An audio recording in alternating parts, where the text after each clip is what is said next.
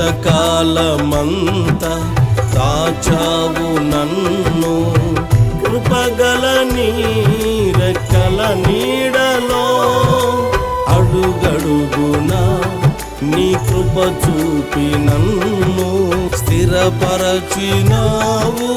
ఈ స్థితిలో.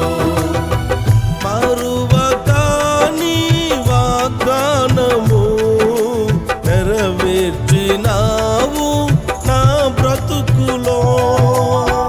విడువగా నీ వాత్సల్యము చూపించినావు నీ సేవలో.